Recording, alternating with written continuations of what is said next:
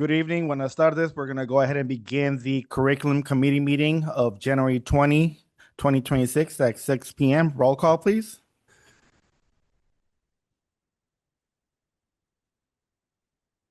Mayra Reyes, Vania Valencia. Saul Olivas. John Simpson. Bob Elverson. We have no public comments, and I'm going to go ahead and pass it to Mr. Simpson.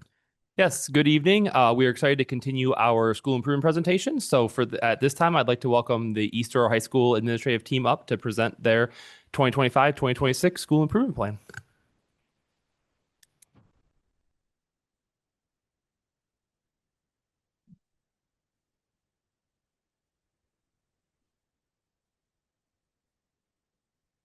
Good evening, Board of Education and Executive Cabinet members.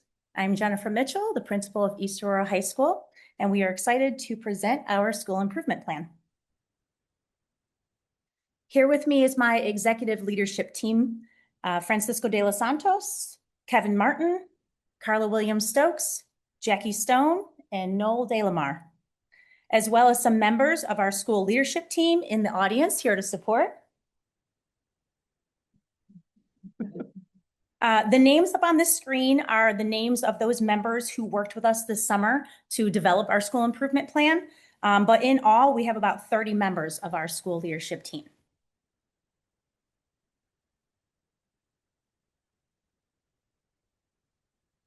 Good evening.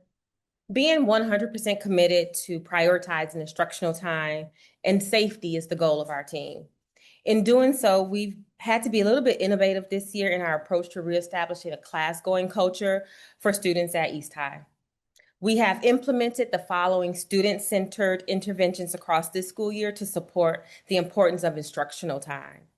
Those interventions include student arrival and attendance scanning as they enter the building, bathroom sweeps after passing periods and periodically throughout the school day, escorting students to class, early release door coverage to ensure only students who are authorized by early release are leaving the buildings in the afternoon. And lastly, our suite room initiative. The data before you represents an overall improvement in the following areas. Our average daily attendance has improved from 84% to 86%. Chronic absenteeism has decreased from 51% to 40%.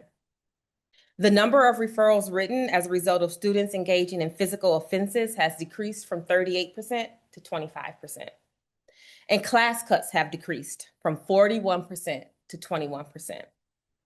And just as a point of clarity, our female students are only actually represented in 30% of the overall referrals, not 307 as erroneously indicated on the slide. We are making positive gains as our students make the connections between class attendance and post-secondary success, while also feeling a greater sense of belonging and connection to the building as part of our Tomcat community. I'm proud to report that for the 6th consecutive school year, East Aurora High School's graduation rate has grown. Currently, the overall graduation rate is at 90% according to our Illinois report card. This is a particular success as the graduation rate is 50% of our school's summative designation. This year, East High's summative designation remained commendable. Our current 9th grade on track percentage is 81%. The 9th grade on track rate is a significant indicator of how successful students will be in high school, specifically regarding the goal of having every student graduate within 4 years.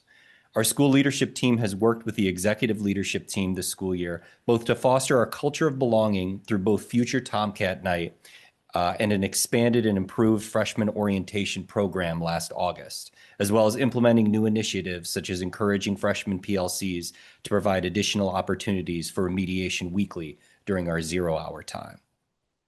The next slide.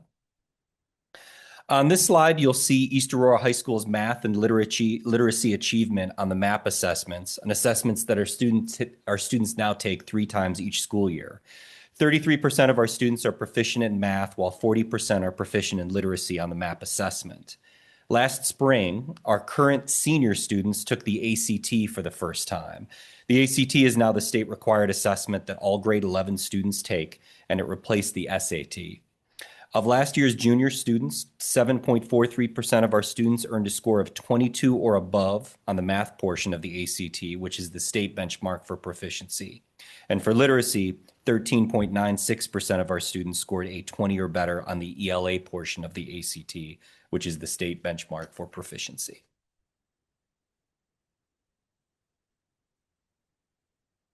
Goal 1 is to increase the percentage of students meeting and exceeding grade level expectations in literacy by 5%. To address this goal, we have provided a variety of professional development, including spotlight strategies presented by our instructional coaches at division meetings and utilizing map data for small group instruction. We offer ACT prep sessions to students both before and after school, as well as the ACT prep through Kaplan embedded in our Skills for Success classes. As you will see on this slide and the next, we are highlighting and utilizing our own knowledgeable staff to provide these trainings. Goal 2 is to increase the percentage of students meeting and exceeding grade level expectations in mathematics by 5%. For this goal, we decided to focus on Math Practice 3, construct viable arguments and critique the reasoning of others. We are doing this through collaborative student groups in every classroom. To accomplish this, we have our staff engaging in 4 cycles of continuous improvement, 1 for each quarter. For each of the cycle, our staff select one collaborative strategy as a PLC team to develop a common lesson to engage students in group work, as seen in the bottom left picture. After the lesson is taught, each teacher on that team will bring some student work to discuss and reflect upon the effectiveness of the lesson as a team. Each PLC will then share their lesson and the reflection with the other PLCs in their department and their divisions. This allows the community of learning to broaden. At this point, our staff have completed 2 rounds of this continuous cycle of improvement.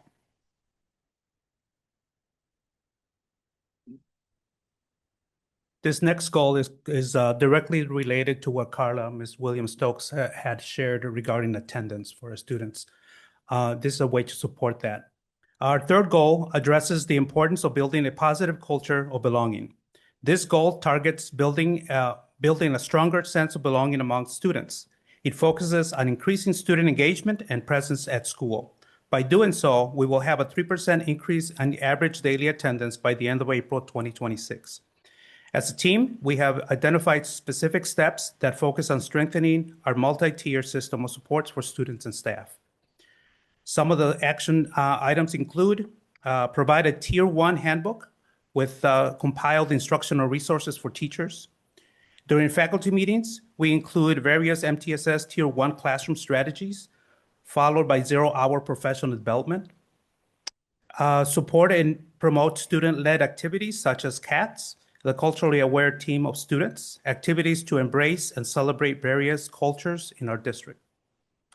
Through intentional Tier 1 supports, student-led initiatives, and staff collaboration, we aim to create a welcoming, inclusive, and safe environment where all students feel connected and supported, directly contributing to improved classroom attendance and engagement. This concludes our presentation. We welcome any questions or clarifications on what it was presented. Thank you. Thank you. I do have a quick question. Can someone just talk to me a little bit more about the sweep process and what exactly the students do while they're in there? Thank you. Sure, thank you for asking. I'm happy to provide the clarification. So the sweep room is actually an academic setting.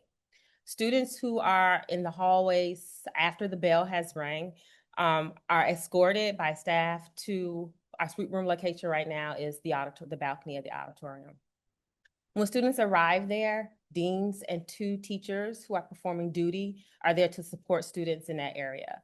And so students are provided, they bring their one-to-one devices, they are provided instructional materials, and they have access to the Google Classroom.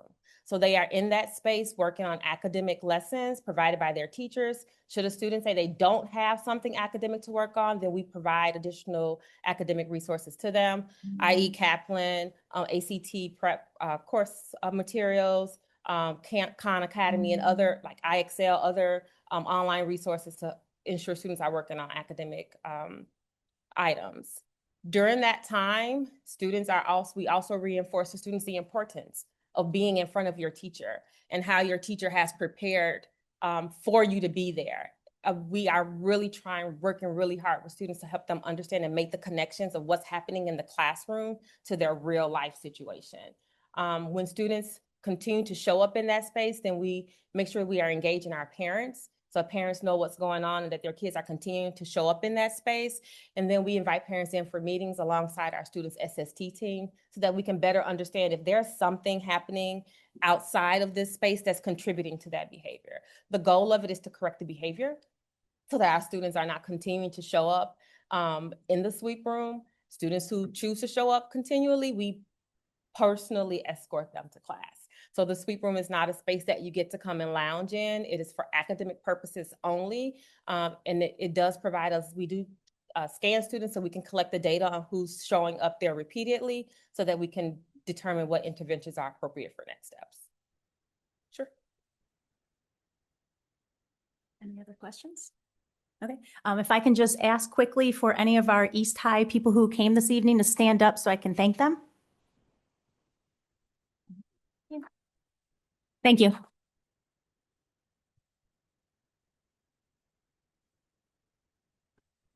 Thank you, Eastside. Next, I'd like to welcome the East Aurora Extension Campus up for their school improvement plan. So we're excited to have both of our high school campuses be able to present their school improvement plans this evening. Good evening, East Aurora Curriculum Board and Superintendent Dr. Halverson.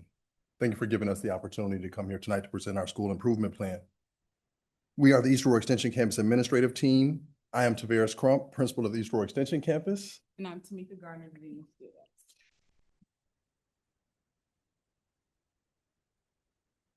Our mission and vision, in short, is to support the entire student.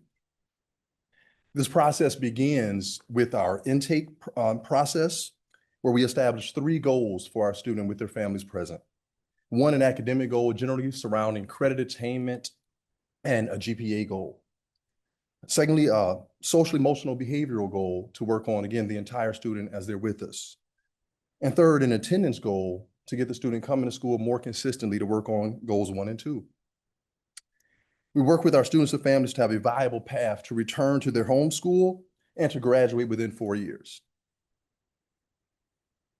Before we speak to some of our current reality, allow me to provide you with some facts and details that helps paint a picture of who and where we are right now.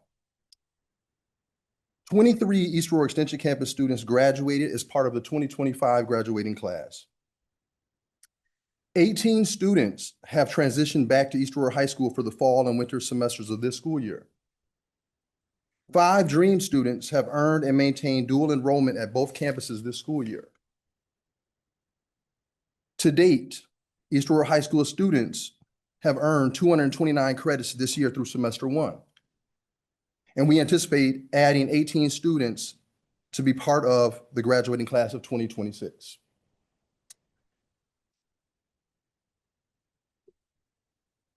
While this table primarily speaks to achievement and proficiency, and we have considerable room for improvement, I want to highlight some of the growth that we have experienced. 67% of East Aurora Extension Campus students met or exceeded their projected growth in reading on our most recent incarnation of MAP from fall to winter of this past school year. 53% of East Aurora Extension Campus students met or exceeded their projected growth in mathematics. And through the early period of MAP testing this winter, we anticipate an even greater percentage of students meeting their growth goal this year. In turn, we anticipate our achievement and proficiency percentages to rise as well.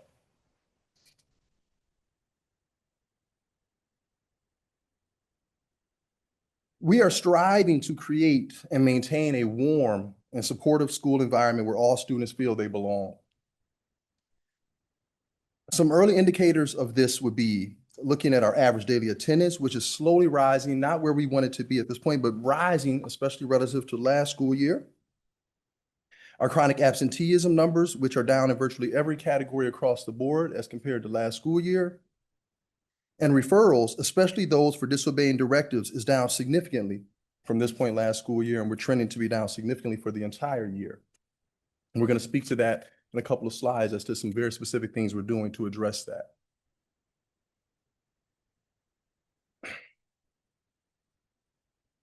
Our goal, one of them, is to increase the percentage of students meeting or exceeding grade level expectations in literacy by 5% across the board. One of the image I chose here was our master schedule. We did so because we think this shows some very intentional and purposeful planning. Each of the blue periods represented there shows a flex period or a high school support period where we have built the time into our teacher's day to be able to have the opportunity to work with individual students, or small groups of students working towards very specific areas of growth that we have observed where they need to grow. And we realized we had to be super intentional about this to pair our students with the teachers and giving our teachers that opportunity to work with those students again in need of that support. We've also done and are doing a number of other things throughout the day, but I really wanted to highlight this because this was something that is working, is yielding dividends right now. One other thing that is yielding dividends right now, in addition to, as the image shows there, the hands-on learning opportunities we're providing for students, real world math problems, but then also our teachers, in conjunction with the intentional master schedule, have created a spreadsheet which ultimately allows them to discuss each student on a granular level during each PLC and sign those students up for slots to work with students during those time periods. And we're using that also to tackle our numeracy goal, where again, we're expecting to see at least a 5% growth across all demographic groups by the end of this school year.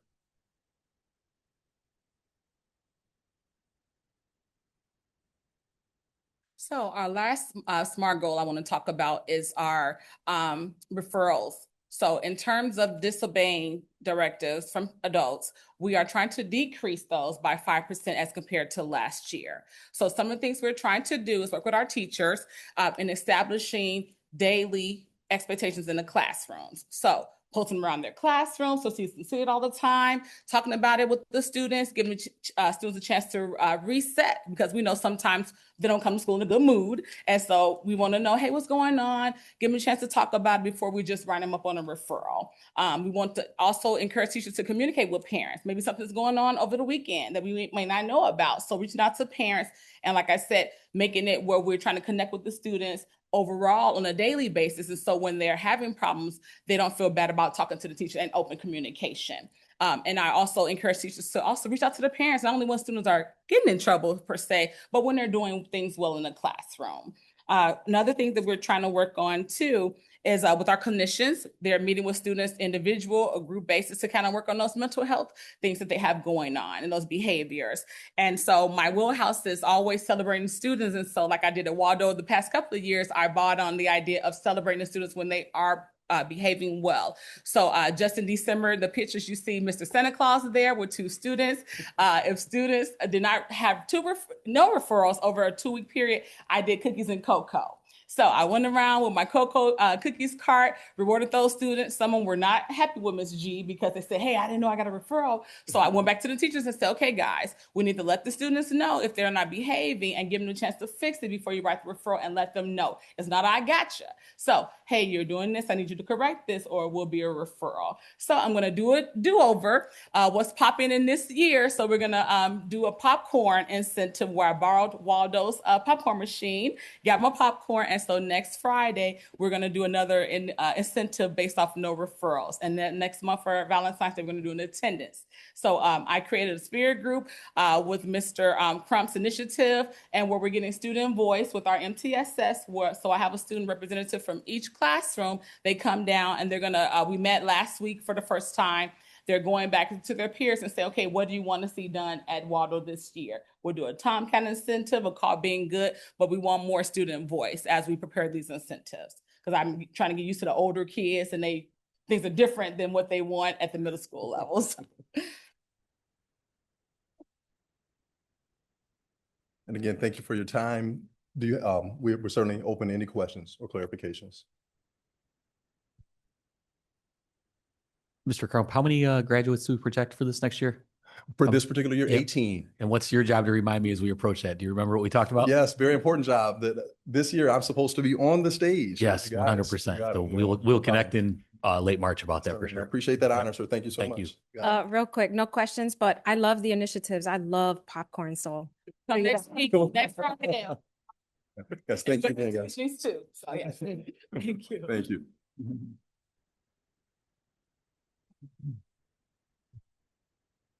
Thank you, East Aurora Extension Campus. Next, we are going to bring a member of the high school team back up. Mr. DeLamar is going to come and provide us a presentation from the East Aurora High School Athletic Department. Thank you. Good evening, Board of Education. My name is Noel DeLamar. I'm the Assistant Principal of Athletics and Activities at the high school. I'm just going to give you a year in review about kind of how athletics are going. So really looking at the strategic vision, kind of my focus is that positive inclusive climate, improving that communication, really increasing our department's visibility, and then really assessing our program and kind of where the state of them. Establishing a positive inclusive culture. If you could look at the picture in the bottom, every senior athlete gets a senior banner that is displayed for their entire season in our gym. So this is recognition that our senior athletes are able to see on a day in and day out basis. And then during our season ending banquets, they are given these banners as a token of our appreciation for their effort they've given for their time at East Aurora. We are bringing back our season banquets. We had a fall one this past fall, had over 500 parents and student athletes attend. We are looking to do our winter one on March 10th, which all of you are welcome to. But really giving our student athletes an opportunity to be recognized in front of their parents, in front of their peers for individual or team success that they've had during that time. Conduct preseason coaching meeting. This gives us all an opportunity to meet as a fall coaching staff or a winter coaching staff or a spring coaching staff. At times we all get kind of bogged down in our sport, but this gives an opportunity for us to have a cohesive opportunity to have a meal together, to kind of talk about what's working, what's not working, how we can move forward with that. Increasing visibility and stakeholder engagement. This year we've rolled out a social media, our Instagram page for our athletics program. This gives an opportunity for our kids to be seen. Our community have opportunity for live sports or scores updates, home events, anything of that nature. Our parent involvement, I've held a preseason meeting for both fall and winter, and we'll do one in spring once that gets going. This gives us an opportunity to bring our parents in, to give expectations as to kind of what's been going on, what they can expect from the athletic program, and how we can help foster that go-between between parents and school, and kind of how athletics can build that bond. And active leadership, constant presence by myself for the athletic department of dropping into practices, being at every sporting event, really just showing a face of that, we're here to support our athletes. Program growth. With your help, we have rolled out so far one of the two, but we've rolled out our girls flag football program. We had 24 girls on our varsity program this year, which is already growing interest from week to week as we kind of went through that season. In about a month or so, we will roll out our boys volleyball program, which again is gaining interest to go. So, I do appreciate the support you all have given our student athletes for wanting to participate in the sport we haven't done yet. And the support given by you all has meant a lot to our athletes and our coaches. Communication and organization. So we have an eligibility protocol. This is something I've worked with our tech team as well as Synergy to develop. We run this every Monday to make sure our student athletes are eligible for the week. Really honing in on that academic accountability. The last 2 weeks, we have also rolled out a athletic study hall. So if student athletes are on an eligibility list, we have an opportunity for myself to have a meeting with them to kind of see what's going on. How can I kind of help them be successful so they can get off that list. Inventory management, sent this out to our coaches so that way we can kind of start to budget things. Where do I stand with our equipment, our uniforms, our supplies, and how we can kind of start to move forward and not just kind of on a whim buying things. Assessment and continuous improvement. I have gone ahead and sent out Google Forms to all of our assistant coaches to evaluate our head coaches, really get an idea as to kind of what they feel is going right with the program, kind of some directions we can kind of tweak and kind of move with that. But I've also done that with all of our coaches to myself, right? I can only be a better leader if I know what I'm doing right and what I can make improvements on. And I have no ego to kind of be told that's not working. Let's go this different. Well, let's try it. Use data-driven decisions, the surveys. We're going to look at mentorship, professional development for our coaches and our student athletes as we move forward with this. So looking ahead, just really looking for that coaching evaluation process, how we can improve that, expand our community partnership, and then look at our facilities improvement plan. That is all I have. I'm open to any questions you may have.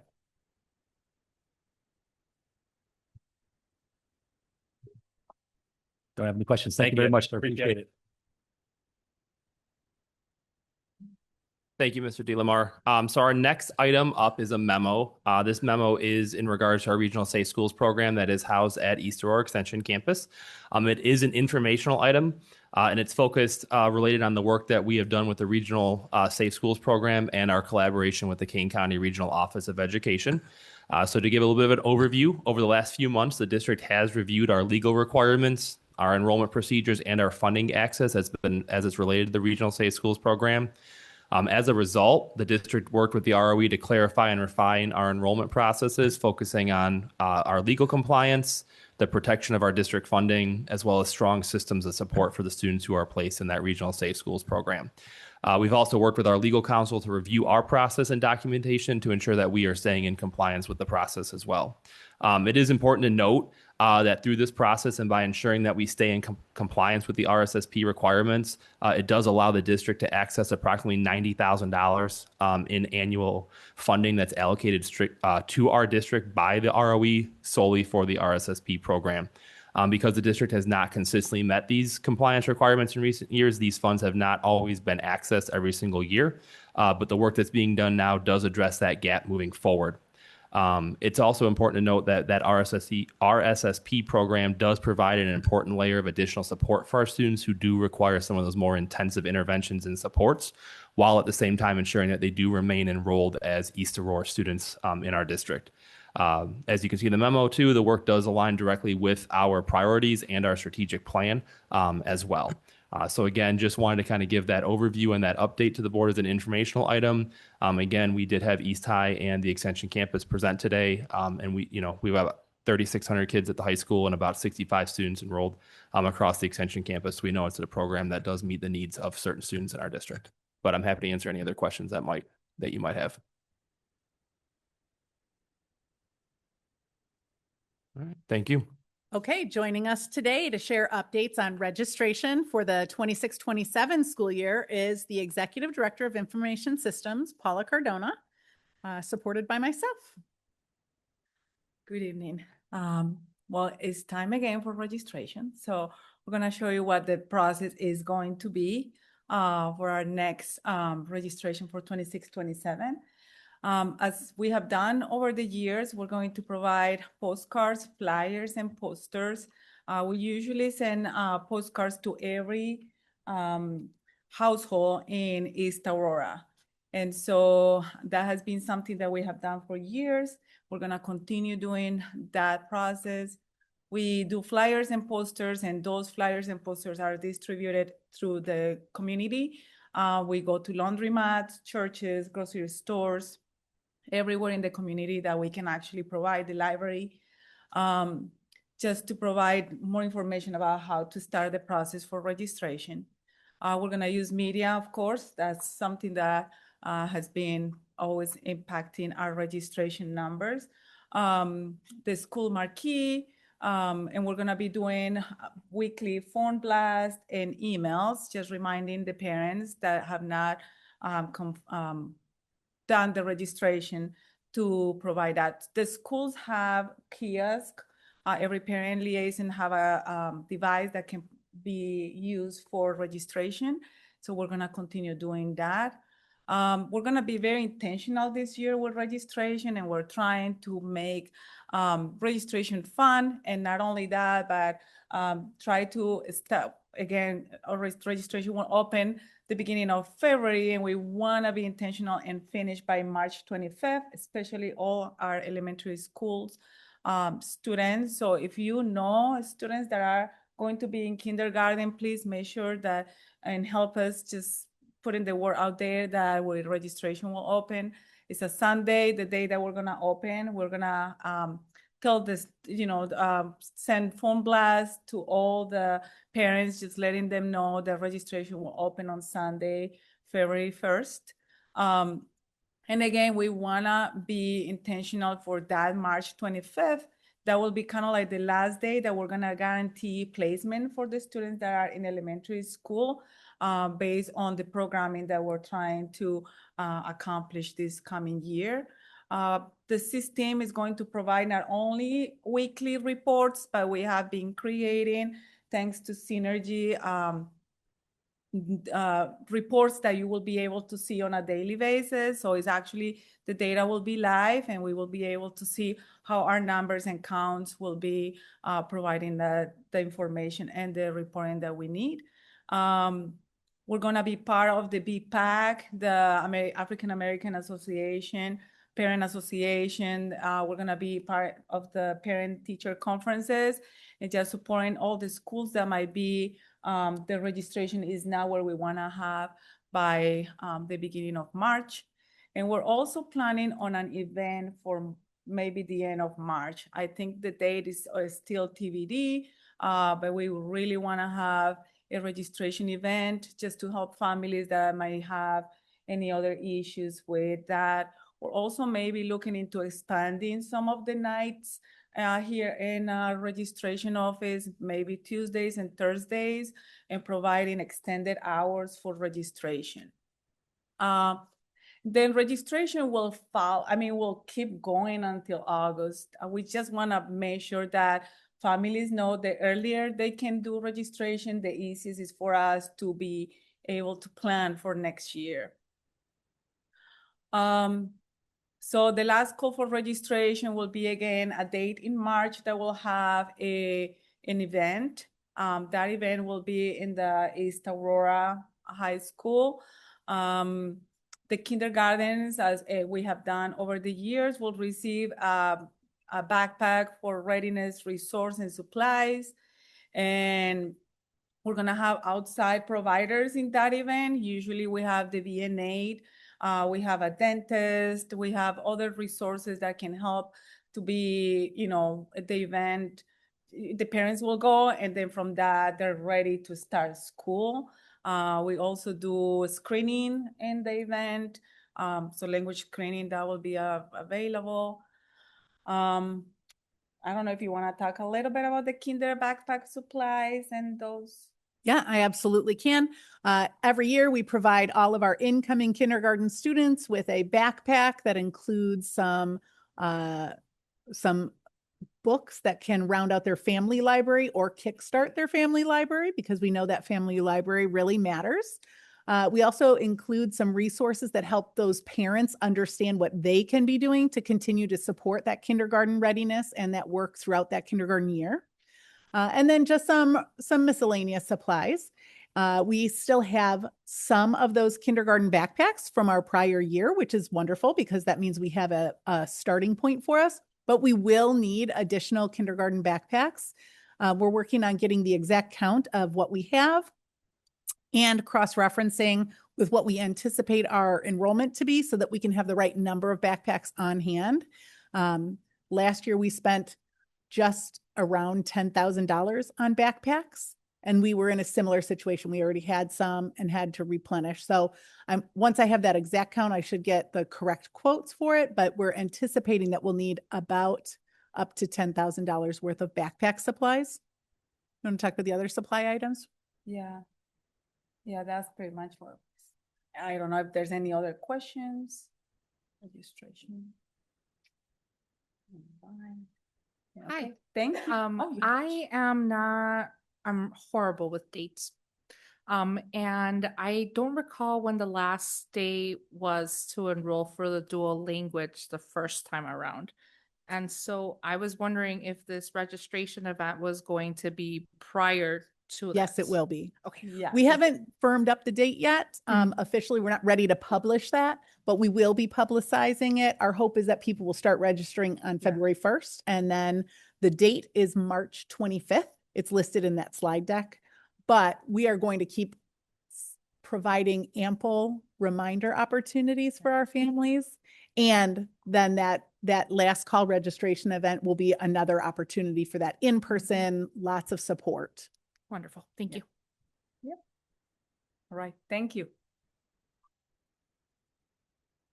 You'll also find in there a memo related to the registration event specifically that details the same items. We're looking for an opportunity to have some food for our community as one of the great offerings that we have. We'll have the backpacks, and we anticipate that we'll need some extra pay hours to support those parent-family liaisons because we're hoping to have a really large turnout, and we can support everybody with registration at that event if they have not yet registered already. So that'll go for vote at the February 2nd meeting. And our last item for the evening is our current enrollment. The enrollment report shows that we are at 11,725 students as of January 9th. Last year, we had about 12,312 students at this similar time of year. So we're still in that same pattern of lower enrollment than prior years. Our attendance report shows that we're at 88.74%, which is higher than the last month that we met. It's been ticking in an upward direction, which is good because we were at a pretty low point there for a while with attendance. We're still a little bit lower than we were last year, but we're working our way back up. And that is what we have for you tonight. I'm sorry. Our next curriculum meeting will be on Tuesday, February 17 at 6 p.m. here at the Admin Center. And we're going to go ahead and adjourn at 6:37. Thank you.